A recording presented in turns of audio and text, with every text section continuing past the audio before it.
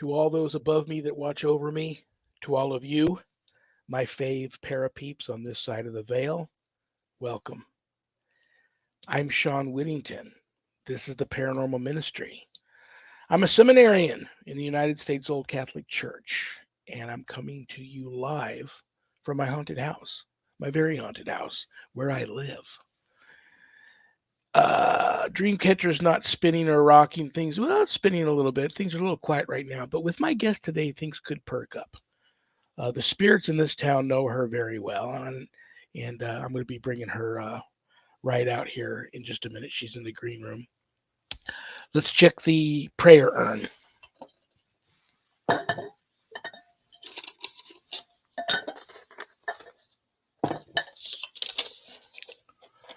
Tom H. from Idaho. Idaho. I don't know if I've ever pulled a question from Idaho before, Tom. I'm retired and disabled, so I watch every show. I can't go anywhere. That's funny. That's funny, Tom. Isn't that like the same thing you say? Yeah, he's being funny here. I'm Tom. You got a good sense of humor, and you're in the right place. You must be in your own private Idaho. I'm a God-fearing man, but I have never been baptized. Can you baptize me during the show? I think this has only been requested of me one other time, and all the time I've been doing this show. I most certainly will. But what we're going to do, Tom, is you're going to reach out to me. That was about 2 months ago, wasn't it? You've had this request like 2 months now. Yeah. It's been a while. Yeah. So, Tom, what we're going to do here is the best I can do in this type of format. But when we're done, I want you to send me a message because I'm going to find you a church, either Catholic or Christian, that will come to you. If you can't get to the church, they'll come to you and get you there. And if it's a Catholic church that are doing baptisms, great. If we have to take you to a Christian church and have them fully submerge you in the holy waters, that's what we'll do. But I'll get it done for you. But I will do something for you here. All you have to do is answer the questions from your heart. Get some holy mist going for you. In the name of the Father, and of the Son, and the Holy Spirit. Amen. If anybody else wants to answer these questions and get a little on-air baptism going, feel free. Tom, do you reject Satan and all his works and all his empty promises? Do you believe in God, the Father Almighty, creator of heaven and earth? Do you believe in Jesus Christ, his only Son, our Lord, who was born of the Virgin Mary, was crucified, died and was buried, rose from the dead, and is now seated at the right hand of the Father?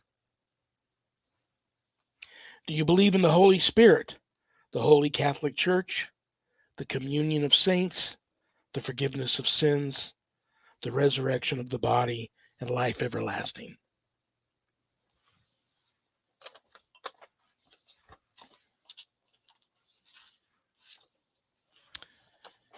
As St. John the Baptist baptized our Lord Jesus Christ by the authority given me by God, I baptize you, Tom, in the name of the Father, and the Son, and the Holy Spirit. Amen.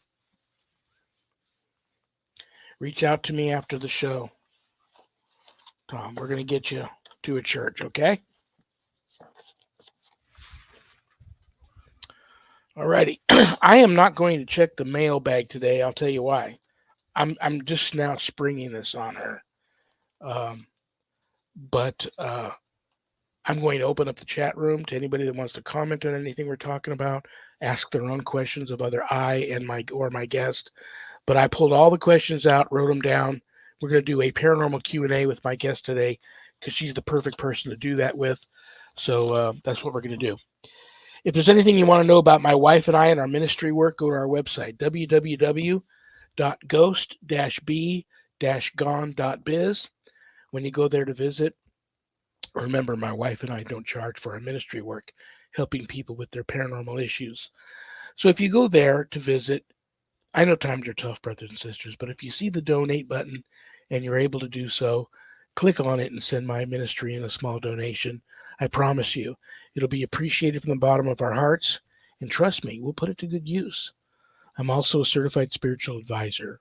So, if you're having issues of a spiritual nature not attached to the paranormal and you'd like to make an appointment to speak with me, there's a place on the website to do that.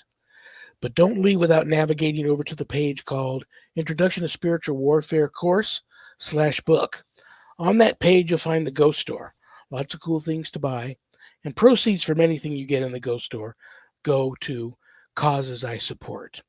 But scroll down past all that stuff, and you will not only see my first, but my second book that just came out. God Ghosts in the Paranormal Ministry, God Ghosts in the Paranormal Ministry 2. Twice the rev, twice the fun. You can pick up both books there at the website. They come to you autographed, enclosed in a house blessing kit. You can get it a little less expensive at Amazon, but they'll come to you from Amazon and they won't be autographed or you won't get the house blessing kit. But my publisher used to call the first book the scariest book she ever published. She now has changed that up and says the second book's even scarier. So the first book, I believe, is haunted. Second book, yes, pretty scary stories about true demonic cases that I worked. So buyer beware. But if you're passionate about that field, these are must buys. So for all of you that have already purchased the book, God bless you.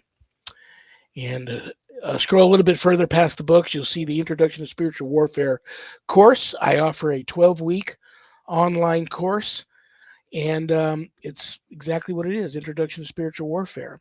Through my eyes, what I've experienced, what I've seen, how I've dealt with it, and how you can avoid being visited by, God forbid, true evil. If it ever comes calling, you also need to know how to draw your line in the sand, make a stand, circle the wagons, and put up a good fight against true evil.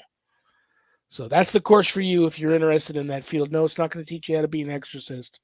That's a completely different calling. But all my students that graduate get a stunning diploma, certificate of completion, suited for framing, along with some other very special blessed gifts that you can only get from yours truly.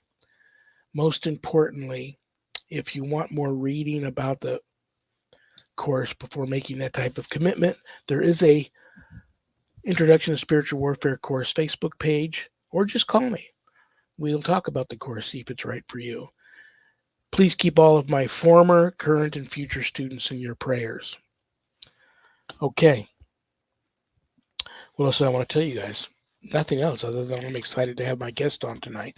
I've known her a long time. I love her. I respect her. We've gone on many a paranormal investigation and a ghost hunt together back in the day. And it's been a while since she's been on the show. She's an author. She's an elite ghost hunter. Really talented, knowledgeable ghost buster. And you all know her, you all love her. Welcome to the show, Vegas's own, and I'm going to butcher her last name, Linda MASANIMPTEWA. Get him, Linda. Get him. Did I come close that time? Yeah, it's close. Okay. Hello, you. How are you? Oh, I'm good. How are you? I'm doing much better now that you're on. You look very pretty tonight. You sound great. In the No dark audio room? issues. And I know that you also live in a haunted house, and you've had your fair share of issues. And so sometimes you never know if we're going to have technical difficulties of a spiritual nature. How have things been at your house? It's not as bad as it used to be. Like and actually, I think I've seen full operations going through my house. But then as people help me try to close that, the door, keep them from doing that so much. So I haven't seen too much, going through like I used to, like it was it several years ago. But still once in a while. things happen. It's kind of weird. I know you live by yourself. Well, Yeah. as far as anybody else alive. I'm going to ask you a weird question. I wasn't planning on asking you this, but I'm going to ask you now. Okay. We all have day jobs. I mean, I am a man of God 24/7, but I am a technician at an animal hospital part-time. My wife's an office manager at the same animal hospital. I know you're a cook at the Air Force Base here in town, which I love that. Very cool. So here I'm gonna run the scenario past you, and you just answer the best you can.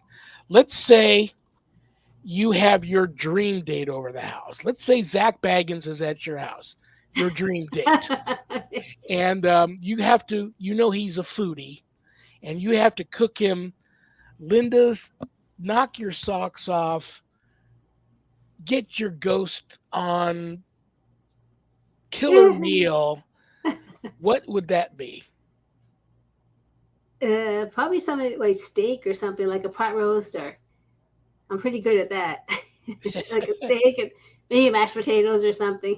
Kind of basic, Men love meat. Men love I meat. You guess. can't go wrong with meat. And both those, I'm a big steak guy. I love steak. Like, I'm also really into like fajitas, steak fajitas and carne asada, but I like a good steak. I haven't had a really good steak in a long time.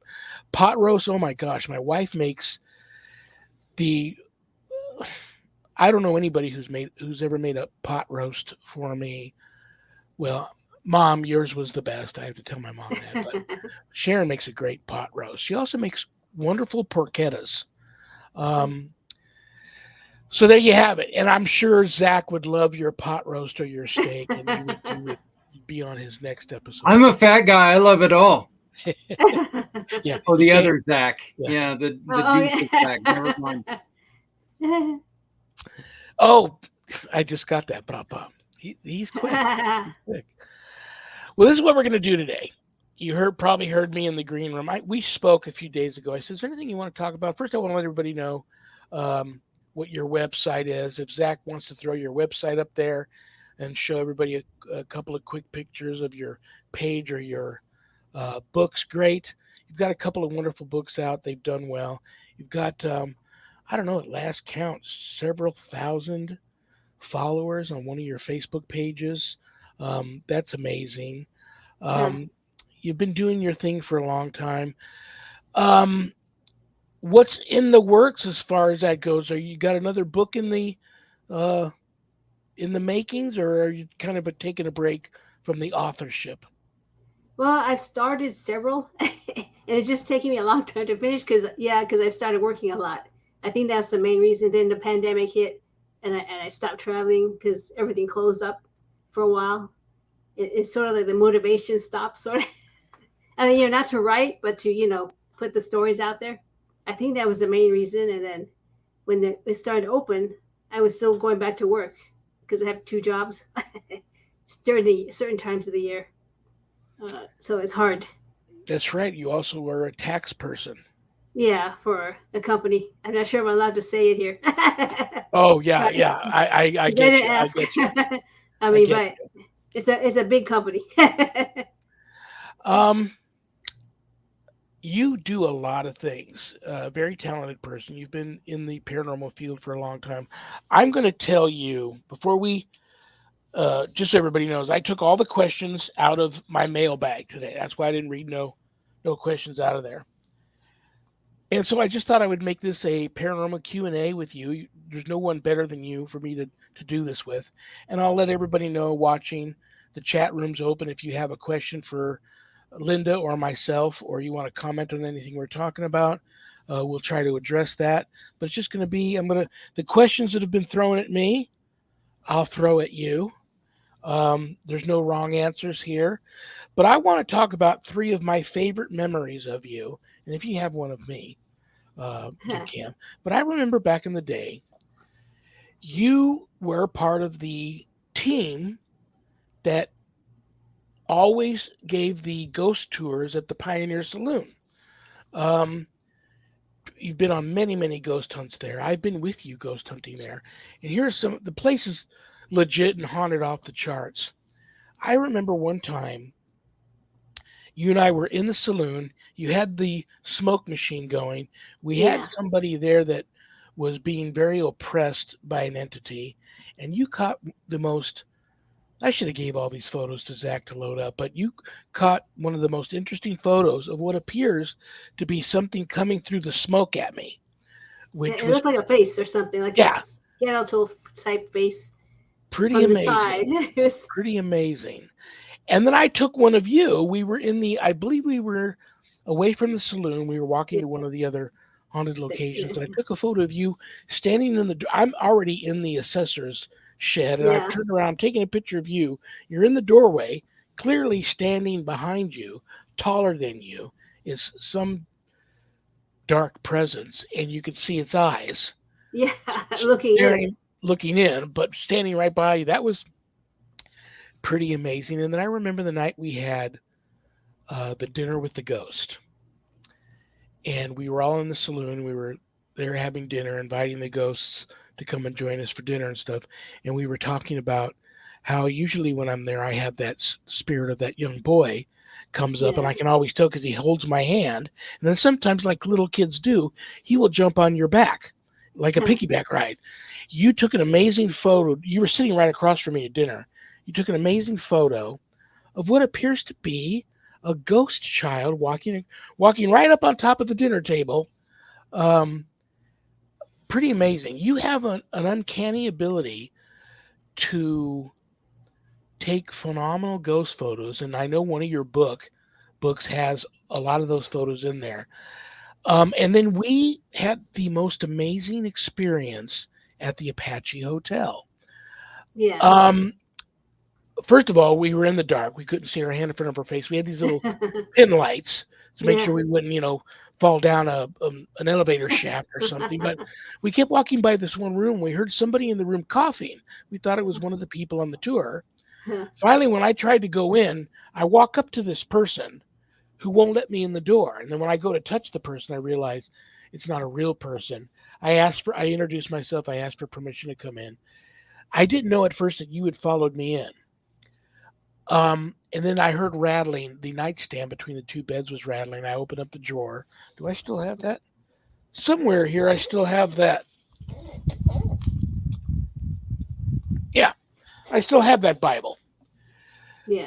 The nightstand is shaking, and I open up the drawer, and there's this Bible sitting in there. I felt clearly like I was being gifted this Bible. I asked the guy, "Is this Bible yours? Did you read it much? Do you mind if I take it?" I open it up. Don't know. Watch where I open it up to. Don't watch where I put my finger. But then when I read the scripture, it totally talked about a priest, which I thought was amazing. They were, the people that ran the tour were nice enough to let me take the Bible. So I'm going to just now shut up for a while because I've been talking too much. Talk to me about your years there at the Pioneer Saloon, any of your good or bad memories, any opinions on why they don't do it anymore. And then talk to me maybe a little bit about your experiences at the Apache Hotel, because you've been there a lot and people can't get in there and investigate. No, And then, either one. yeah, either one. And then I will start hitting you with some questions. Okay, well, the Pioneer, it just sort of, I saw the Ghost Adventure show where they went out there and investigated. I said, oh, this looks interesting, because I was really into it. And then I had a friend from Canada. She found the tour on the van that takes you out there. Not the actual one we were doing at the time, but before that was the tour. So I did that with her. So she was showing me how to work the equipment, because they don't have any at the time, So let's do it together. I like the hands-on kind of thing. I said, okay. So we took them all through.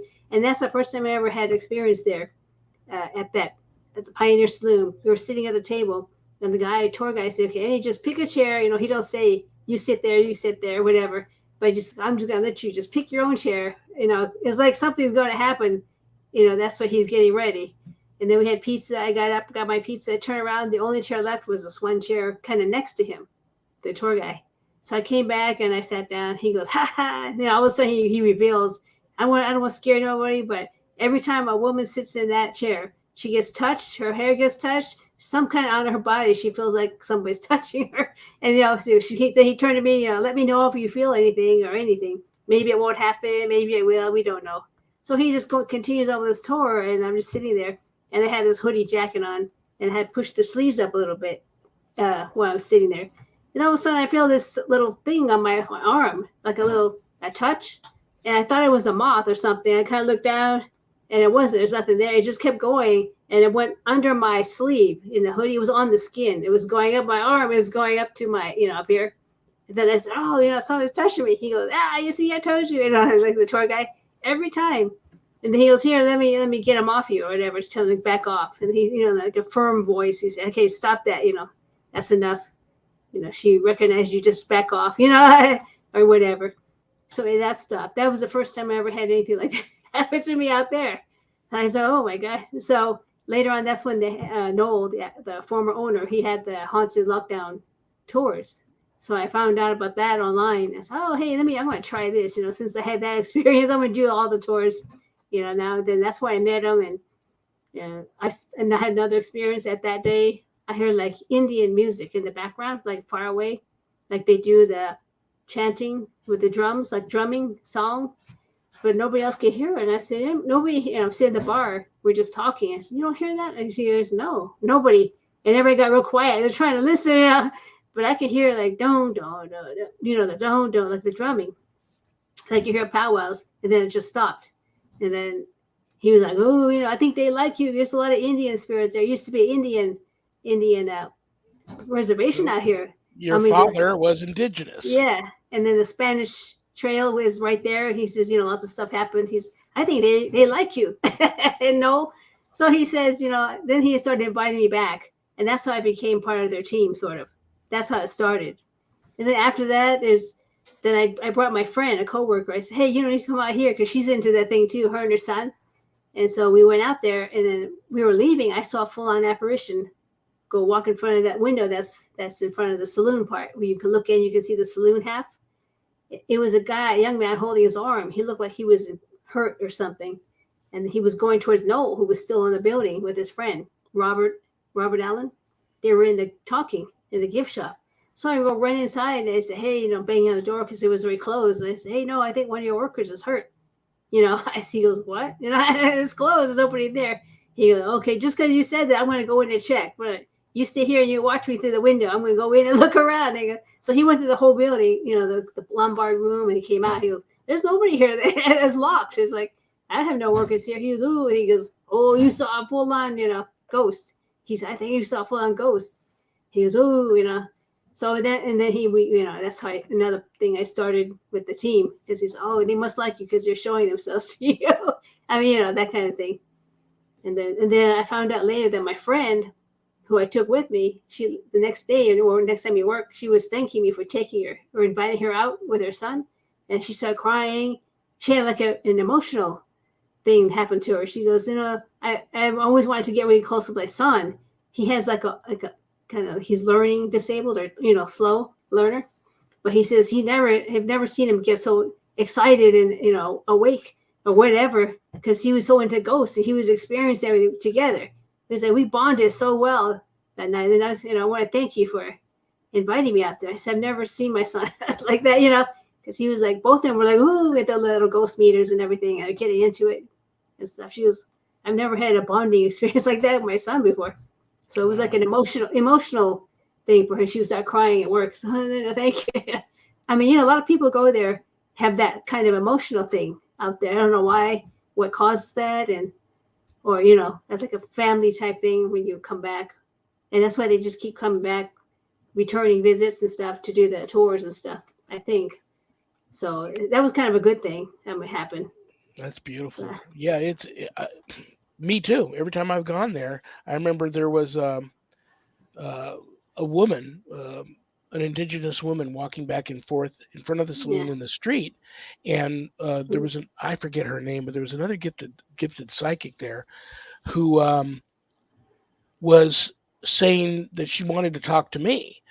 Yeah. I went out there. I didn't get any message or anything, but I don't know if it was that night, but I think if it wasn't that night, it was the following night. I wake up in the middle of the night and I see Sharon standing at the end of our hallway. I'm looking right down the hallway from the bed on my side. I can see her standing at the end of the hallway. And she didn't move. She's there for a long time. I'm like, well, why isn't she coming to bed or going into the bathroom? Maybe she's, it's dark in here. Maybe she's disoriented. Well, I'm going to get up and help her. Well, as I'm getting up to help her, my elbow bumps her. She's still sleeping behind me. So I got up, I walked in there, and it was the same indigenous woman that I saw at the Pioneer Saloon. And I just got this feeling that I needed to come back there and bless the place, but I didn't know what to bless. So it took me about 3 months, and we saw her several times. Sharon and I both saw her several times in the home, and that little kid followed us home. He wasn't bothering the dogs or bothering us, so I didn't bother him. I felt bad for the little kid. I didn't want to say, you need to get out of here. But then I said, Sharon, we need to go out there and bless Good Springs. She goes, bless Good Springs, the whole town? I'm like, yeah.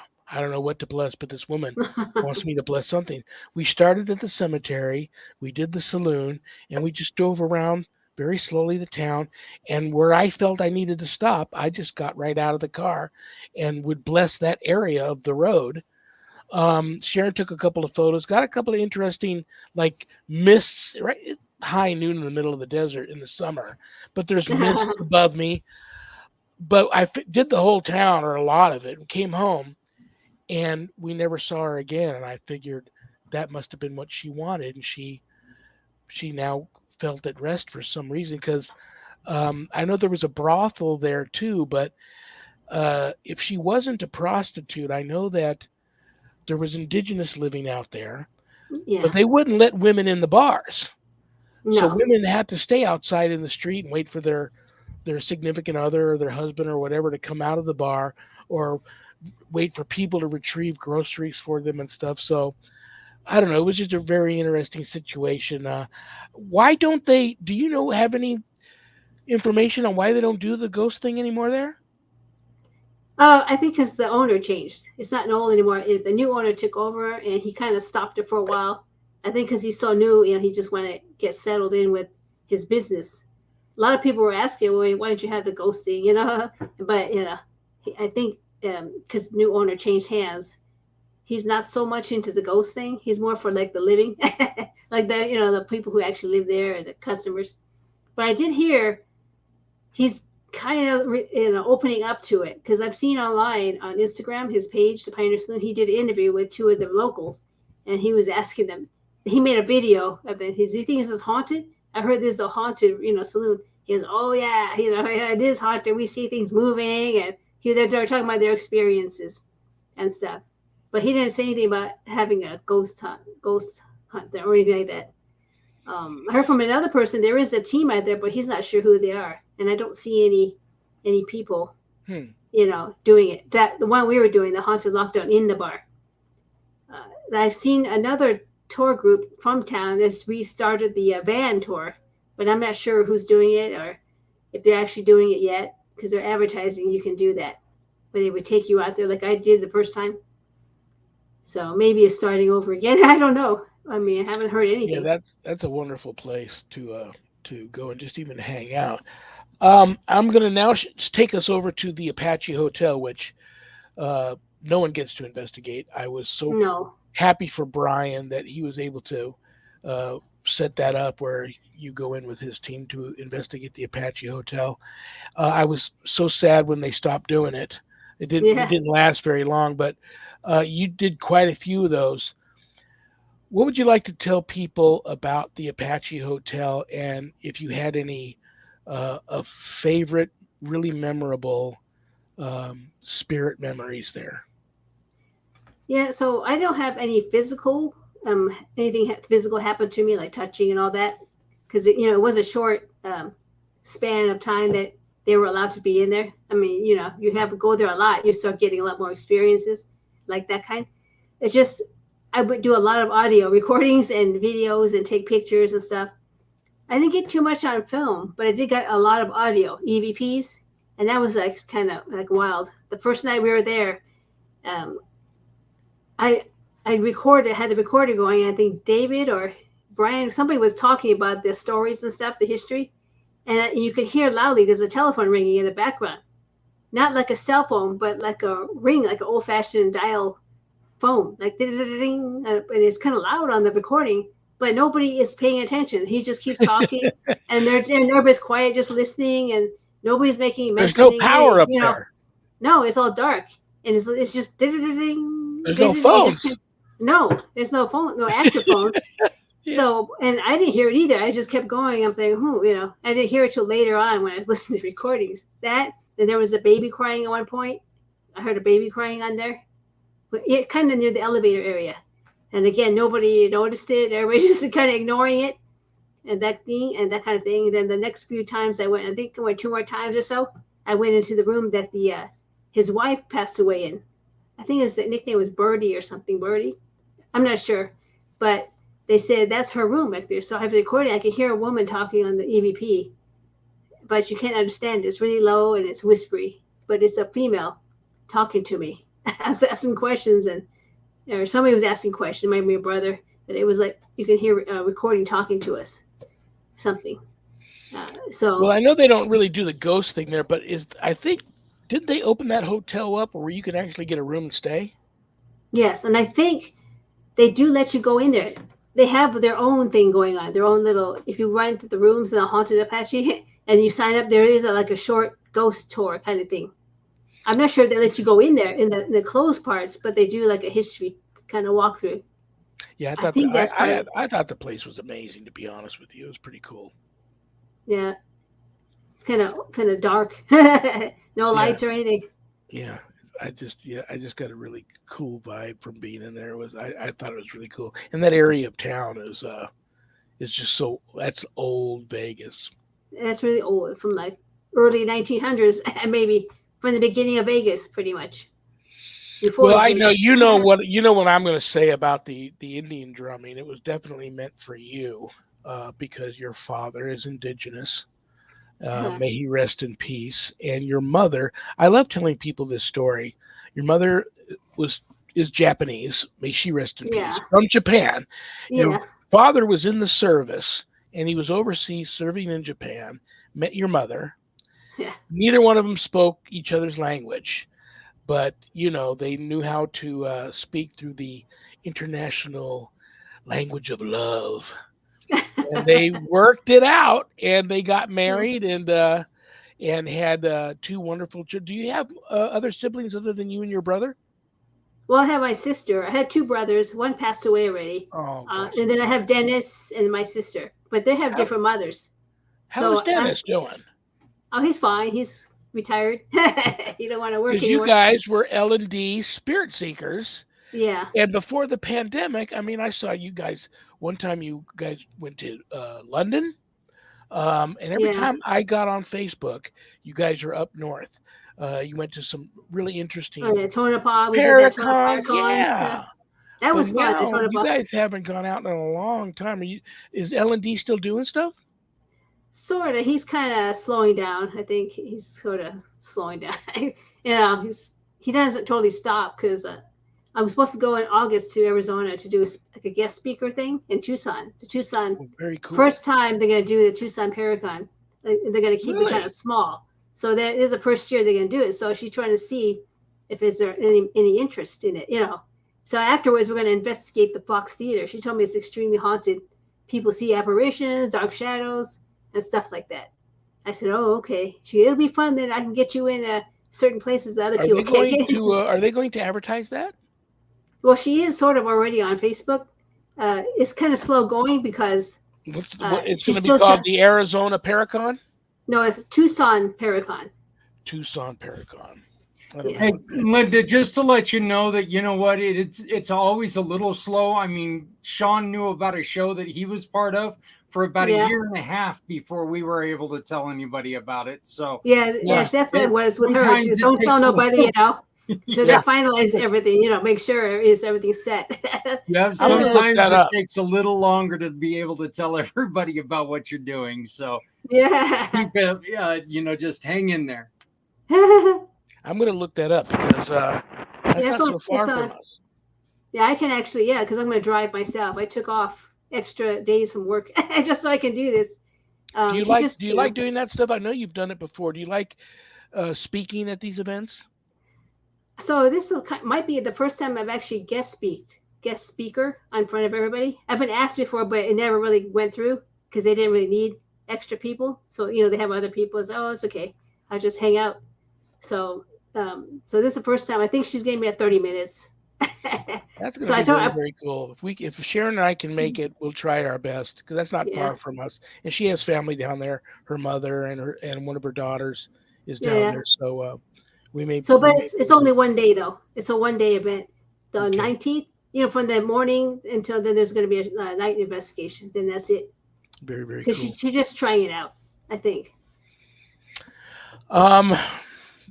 Your parents were very special. Do you ever? I know there's been times where you thought you had visitations from them too. Do you still occasionally get that? Yeah. Right after my mom, or not right after, but after my mom died, I have her cats. We had 4 cats total. One was kind of mine, always attached to me, and the other 3 were hers. So I was taking care of all 4, and just I was practicing my EVP with the recorder in the house, and they were sitting there in front of me. So I said, "Hey, Cha Cha." That one cat was Cha Cha. She's my ghost hunter cat of the family. She's not afraid of anything, people or ghosts. So she's sitting there, and I go, "Oh, Cha Cha," and I had the recorder on. Then I sat there for a while. Then I listening later. I hear in the background it sounds like her voice, but it's kind of weak. Like the energy is gone, saying "Cha Cha," like that. But it sounded like her, "Cha Cha," like that. So I think she was kind of there. I think it was her. But with her now, it's more like cigarette smell because I can recognize the cigarettes she used to smoke, and it's usually in just certain parts of the house. So I have a picture on like a mantle kind of thing. Her picture, not her ashes, but just her picture, and that's where I usually smell when I walk by, like somebody smoking a cigarette and That's very stuff. cool. Yeah, of course. They're in visitation there. That's very cool. Well, listen, are you ready for me to throw some questions at you? These are Okay. all questions that have come into me various ways. People leave them in a text message or private message on Facebook or email, and then I just write them down, and then I rip them off the piece of paper and I throw them into the mailbag. And these were questions 1, 2, 3, 4, 5, 6, 7, 8 questions that I pulled out of the bag, usually paranormal questions. No wrong answer here. You've been doing this for a long time. I thought I would get your opinion. If I was sick and you were co-hosting my show today, you'd have to do these questions anyway. So here we go.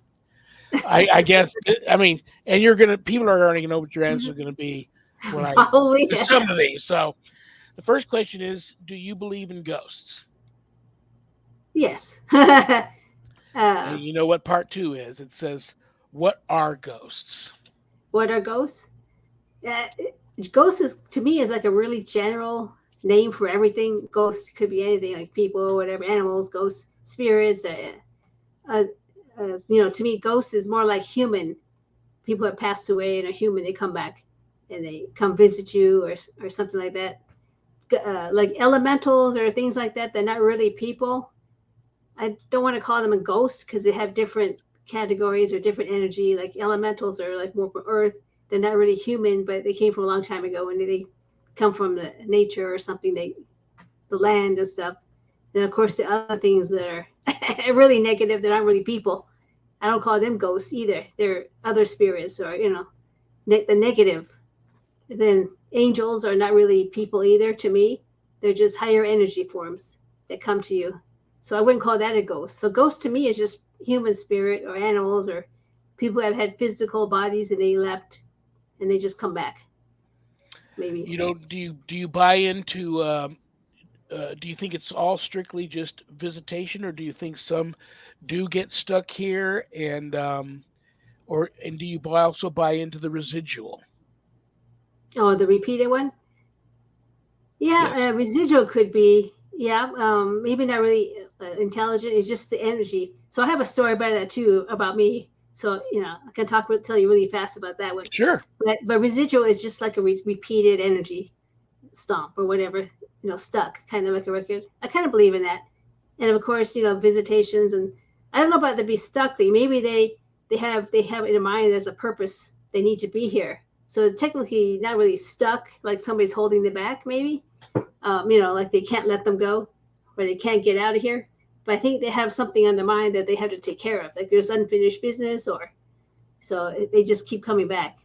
And unfortunately, it's like so many hundreds of years later. There's no way to actually complete it by now. But they sort of come back like that, kind of like a repeated one, but with intelligence and things like that. So okay, let me. Oh, I'm sorry. Okay, go ahead. Let me ask you a real quick question. Can ghosts tell time?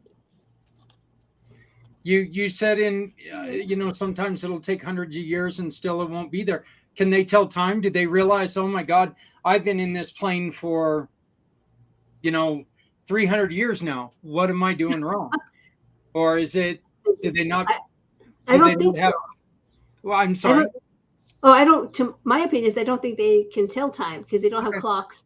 I mean, themselves, they just come back for the feeling, the emotion part. I mean, wherever something happens, like to them or something really bad, or they just get attached sort of to the. Yeah, I think that'd be a really bad thing if you sat there and you saw a ghost sitting there going. I know. Like they have no watch. Yeah, come on.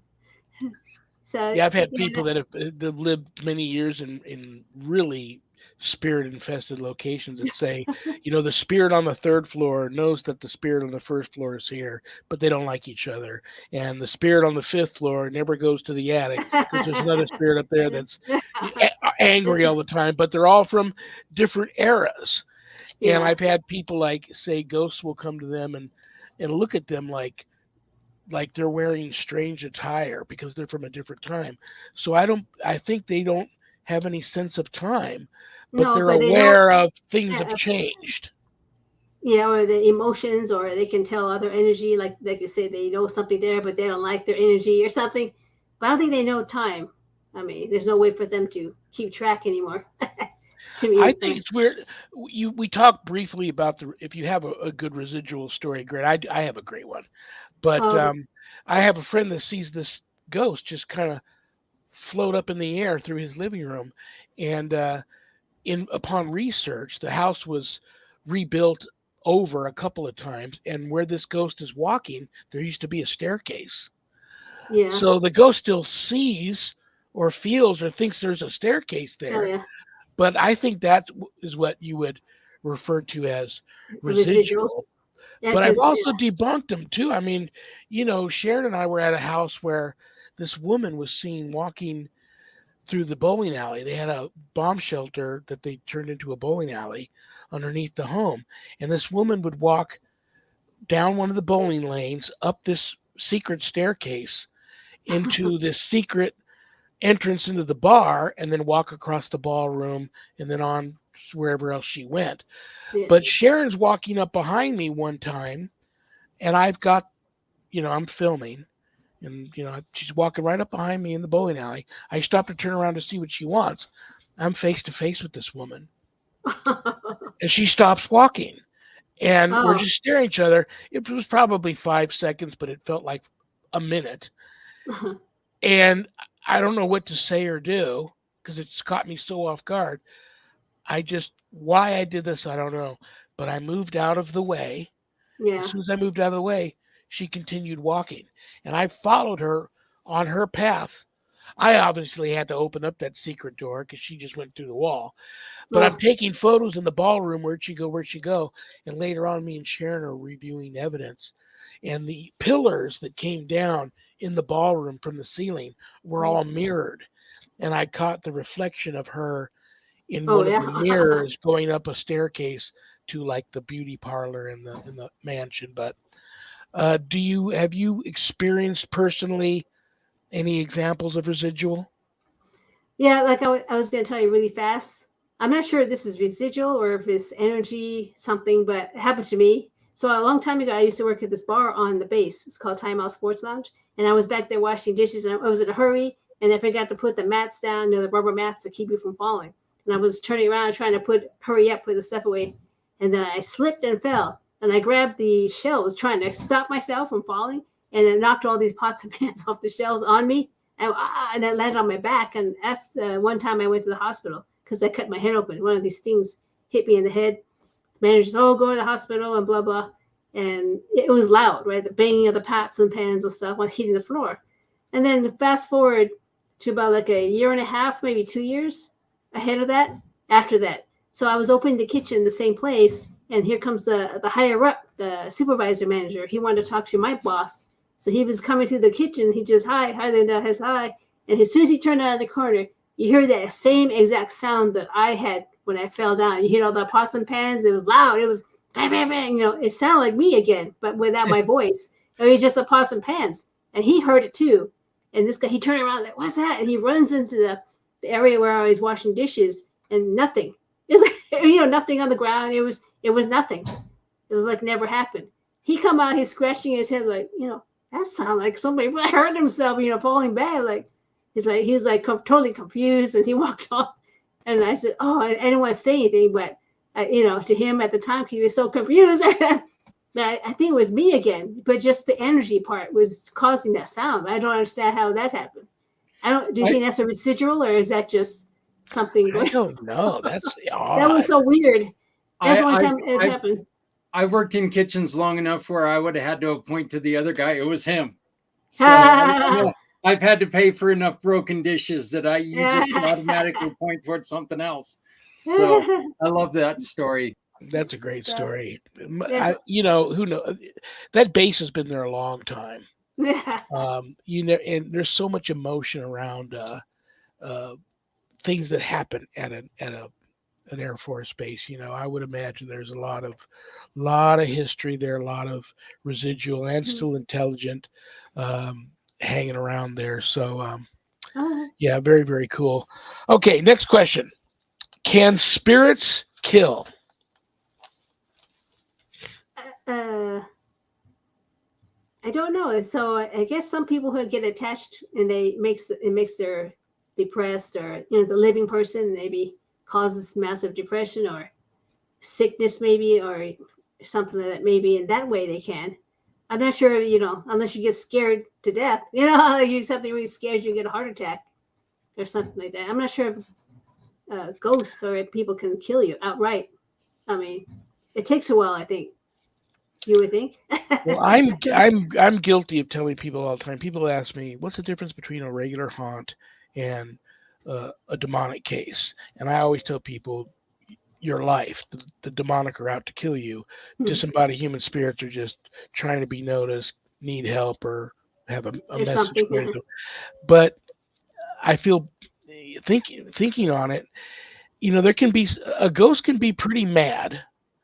And you hear people getting pushed downstairs. Maybe they don't intend to kill the person, but sometimes people fall down the stairs, they die. I think they can get physical enough to hurt you. I don't think the intent there is to kill. I think it's probably more to scare, maybe hurt, but not to kill. Right. But takes you out. I guess you chase out. That's a very interesting question. I don't like to disrespect spirits. I try to respect them because they're just people. They just don't have a body any longer. Don't we all like to be respected? Okay, here's a good one. I'm asked it all the time, so I'm going to ask you this, and you can always tell me to pass. What are demons? First of all, do you believe in demons? Yeah, I believe in the negative, if that's demons or something. I kind of believe in that because you can't have all good and then have no bad. I mean, there's always back and forth, like a yin yang thing. And it has like a balance, sort of. It's just it's kind of hard to differentiate between the two unless something happens, How can you tell if it's angel or demon unless you get scratched or something's attacking you at night, or then it's obviously a negative. I mean, it's not really nurturing or helping you. It's scaring you or making your life, like that kind of thing or something upside down. Do you believe these extremely malevolent and negative energies can kill you? Yeah, possibly. So I just go by my experiences. So one time at work, I had the shoulder thing. It's called lock shoulder, frozen shoulder. Some women get it. when you can't lift your arm higher than this. It's because I lift a lot of weights over my head that's too heavy or something, whatever. That's what the doctor said. But he says older women get it. So when it was, I was towards the right in the middle of doing this, the procedure to unlock it, and I was at work, and I just happened to look down, and there was like this dark ball or some dark mass. So it came out from around here, and it went into my shoulder. It came like this around my chest, and it went right in there. And then I started feeling pain. I was like, oh man, So I just went home and took some more pain medicine. I didn't think about it, but I was asking people, oh, you better get cleansed or do sage or something, trying to get that off you, because that's possible, I guess. I mean, if it's something dark and it went there and it started getting, pain, it could be something that's trying to very interesting. make it more worse. So did you get your problem fixed? Yeah, it's gone now. Then it went from here to this side. Then the doctor said, well, that happens. That's so great. It was like sometimes then both sides happened at the same time. Oh man. So that's fixed now, but it took a while. And then I saw that, then that scared me. Here's a good one. You're gonna like this one. You and I have both been to our fair share of seances over the years. I don't really go to them anymore. What do you think about? And I'm not judging anybody, so don't all you Ouija people out there, don't send me hate mail. But what do you think about the Ouija board or any of those spirit communication boards? So the Ouija, I had a bad experience, I guess, when I was really young. I didn't know what it was or anything, and I had a neighbor doing it, her teenage daughter, and then she conjured something or whatever, brought something out that shouldn't be, and she didn't know what she was doing. I guess she was on drugs or something, teenagers. Yeah. And then I'm not sure what it caused, if that caused my depression or something. I was really young when I went into a heavy depression. It was fine until then. I'm not sure if that's related or what, it was just me or something, or my age or whatever, but caused a depression. Then I came out of it. It took a while for me to get out. And then at work, so I was telling my coworker, because she has one, she likes to use it in her house because she has something in there. She's trying to find out who it is, a military wife. So she offered to bring it to work, and she goes, she didn't do it right. You're supposed to open it and close it with prayers and, surround yourself with, the good stuff, the good spirits, not like that. You're conjuring something dark, like, come through, whatever. So I said, well, I don't know. I'm kind of freaked out already from that experience. She goes, let me show you. So she brought it. We're doing it together, and she did a lot of prayers, lit candles and stuff. And then this is how you close it. And you had to do the same prayers, and tell people to stop, we're closing now and don't, you can't come through anymore and stuff, But right before we closed it, I looked up, and there was like a whole bunch of black crows sitting outside in our patio. I did it at work. It was a big window there. You can't come inside, but there's a whole bunch of blackbirds sitting on the patio, furniture, just sitting there looking at us. I said, oh my God, look at that. And there was two other people there. They're looking. I'm like, oh, they all freaked out. Like, oh my God. They're like, ooh, we're scared. So then she closed it totally. And then you look up, all the birds are gone. They all flew. They're gone. I said, wow, it's that. So other people's opinion was maybe that was the spirits. They're trying to communicate with you. But because you had that ring around you, the safety, for not to cross over unless you're asked to come in or whatever. And they think they just left. They were trying to talk to you, but because it was, all the prayers and stuff saved you or something. But that's why, so I kind of believe in the Ouija board. But I guess I'm not sure if it's my own belief fueling it, to make things happen, because I believe in it sort of in my energy and stuff. Or, some people use it. They don't have anything, no experiences or anything happens. But that thing was moving. I mean, we were doing it. They're trying to find out who it was and stuff. So, I mean, maybe that's what it is. Your own energy putting into it. So I don't know.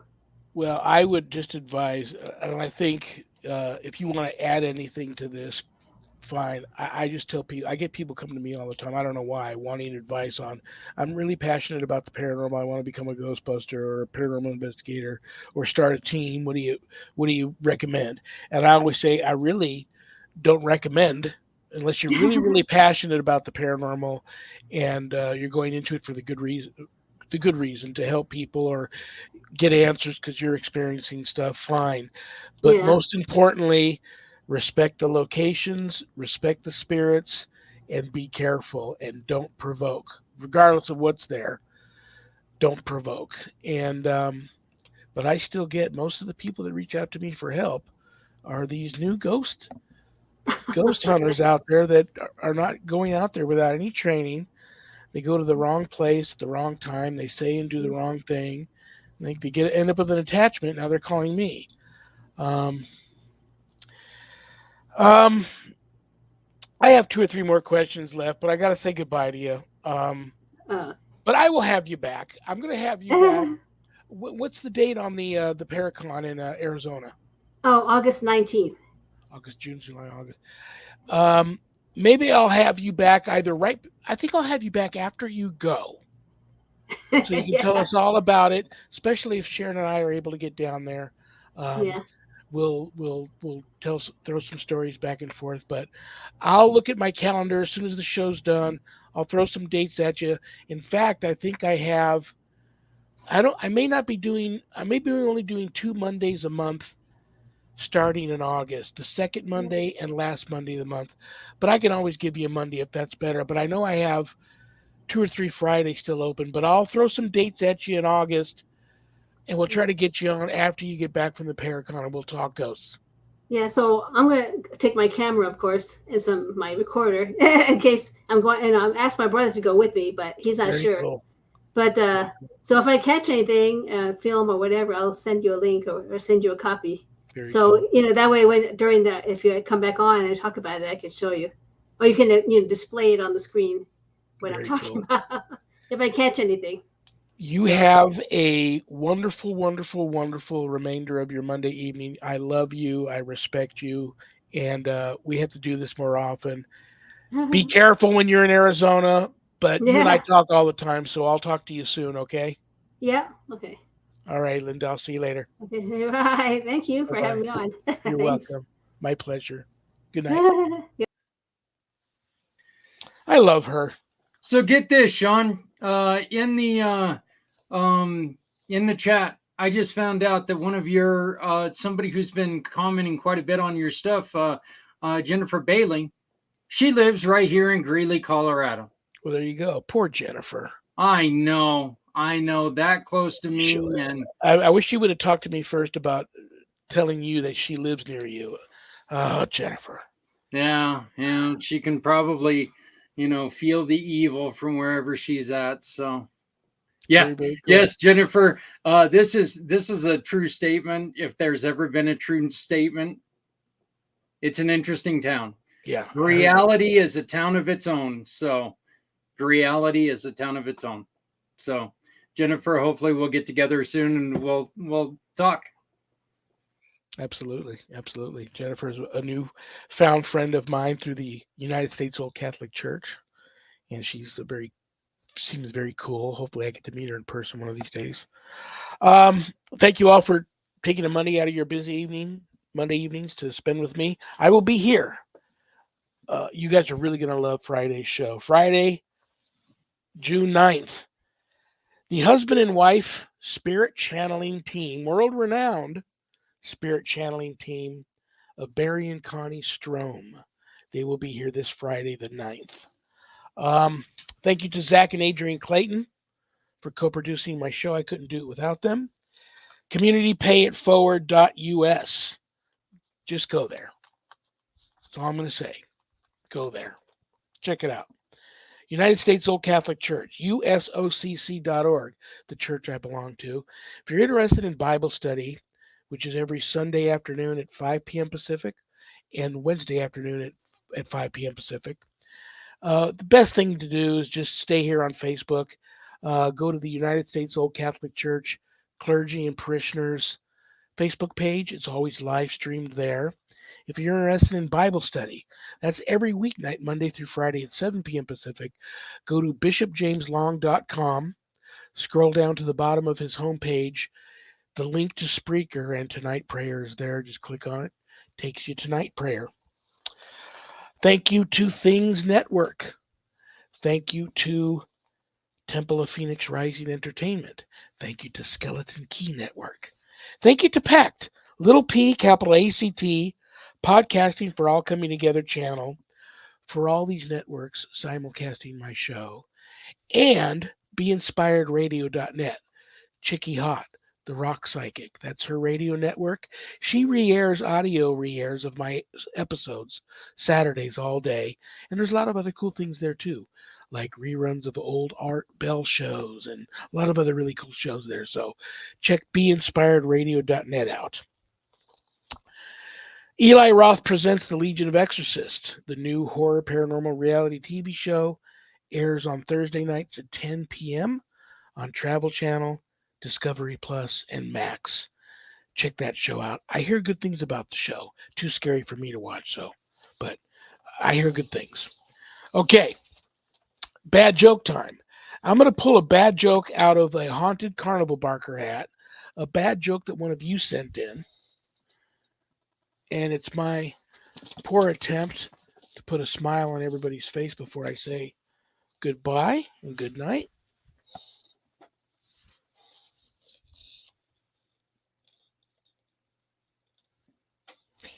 This is a long one.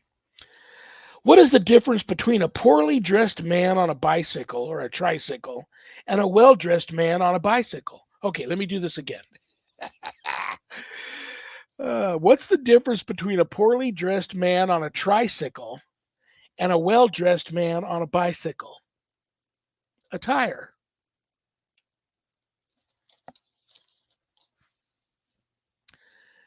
Good night, Danny. Good night, Jack. Good night, Dog. Good night, Harold. Rest in peace. Good night, Ernie. Good night, Bill. Good night, Dan. I love you all. God bless you all. Peace.